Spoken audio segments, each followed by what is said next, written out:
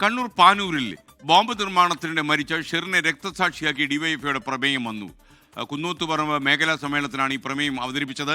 ഷെറിനെ ഉൾപ്പെടെ CPIM നേരത്തെ പറഞ്ഞിരുന്ന കാര്യം പ്രിയപ്പെട്ട പ്രേക്ഷകർ ഓർമ്മിക്കുക. കണ്ണൂരിൽ നിന്ന് വീണ്ടും അരുൺ പൂപ്പറമ്പ് ചേരുന്നു. അരുൺ, ഒരിക്കൽ തള്ളി വീണ്ടും കൊള്ളുന്നു, എന്താണ് ഇതിന്റെ രഹസ്യം?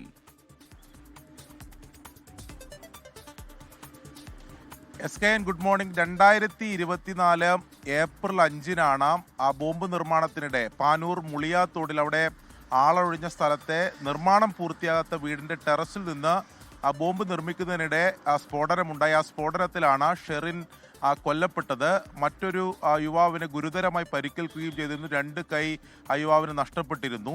അന്ന് തന്നെ CPIM ഇതിനെ തള്ളിപ്പറഞ്ഞിരുന്നത് ഈ ബോംബ് നിർമ്മാണത്തിൽ പാർട്ടിക്ക് പങ്കില്ല എന്നായിരുന്നു CPIM നേതൃത്വത്തിന്റെ വിശദീകരണം. ഷെറിൻ CPIM പ്രവർത്തകനല്ല എന്നതായിരുന്നു CPIM സംസ്ഥാന ജില്ലാ നേതൃത്വം അന്ന് വിശദീകരിച്ചത്.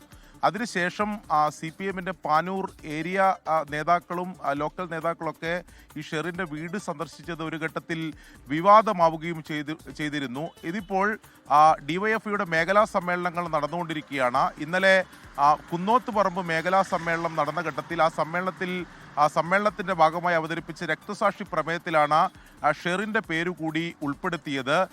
അതായത് കമ്മ്യൂണിസ്റ്റ് രക്തസാക്ഷികൾ, ലോകത്തെമ്പാടുമുള്ള രക്തസാക്ഷികളുടെ പേരുകളാണ് ആ പട്ടികയിൽ ഉൾപ്പെടുത്തുക. രക്തസാക്ഷിത്വം വഹിച്ചവരുടെ പേരുകളാണ് ഉൾപ്പെടുത്തുക. അതിലാണ് ഷെറിന്റെ പേര് കൂടി ഉൾപ്പെടുത്തിയത്. ഇതിൽ SK സൂചിപ്പിച്ച പോലെ നേരത്തെ CPIM പങ്കില്ല എന്ന് തള്ളിപ്പറഞ്ഞ ഒരു സംഭവത്തിലാണ് അതിൽ മരണപ്പെട്ട ആളുടെ പേര് DYFIയുടെ സമ്മേളനത്തിന്റെ ഭാഗമായി രക്തസാക്ഷി പ്രമേയത്തിൽ ഉൾക്കൊള്ളിച്ചത് എന്നതാണ് പ്രധാനപ്പെട്ട കാര്യം. ഇതിൽ CPIM നേതൃത്വത്തിന്റെ വിശദീകരണം നമ്മൾ ചോദിച്ചിരുന്നു. പക്ഷേ ഇതുവരെ CPIM നേതൃത്വം ഇതിൽ പ്രതികരിക്കാൻ തയ്യാറായിട്ടില്ല.